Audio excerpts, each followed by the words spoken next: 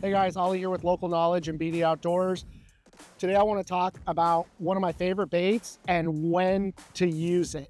So one of the things over the years that always drives me nuts is guys going out to the same spot they went to last year on June 24th and trolling around because they caught fish here June 24th last year. Fish have fins, they use them all the time, they travel, they don't follow structure the way that we want to think that they do. They are going to be where there's the most bait, bluefin especially.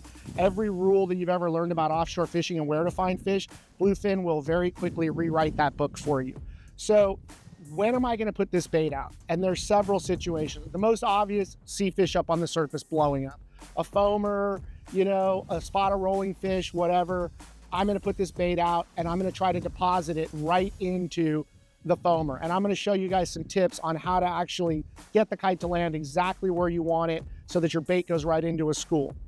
The other situation where we're going to use this a lot is when we have a breezer. And if you've watched any of our content in the past, you'll know that a breezer is fish that are just subsurface.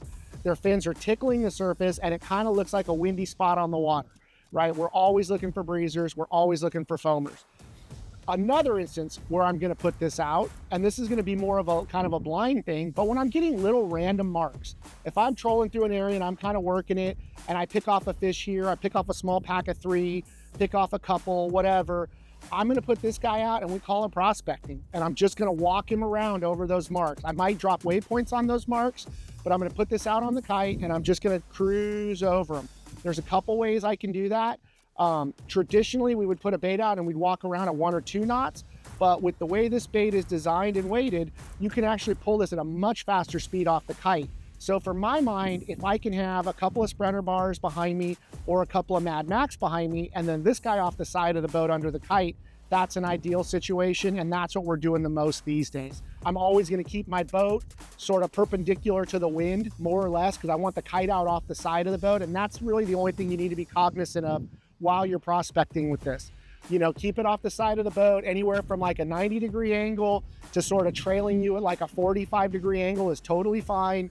You're gonna have to avoid other boats or try to get to a spot of fish. You can get a little goofy with it, but just make sure that you're lined up and you've got this thing running really, really well when you're going over that mark or the spot of fish that you see or whatever. It's so hard to get a bite out there. You just don't want to take any chances. But those are primarily the times and the ways that we will pull this bait. This bait is also very effective at drifting. We're going to show you a little bit of change to the rig and how we tie this up when we are going to drift with this bait. But in a nutshell, breezers, good meter marks, out prospecting, or foamers, this is my go-to bait.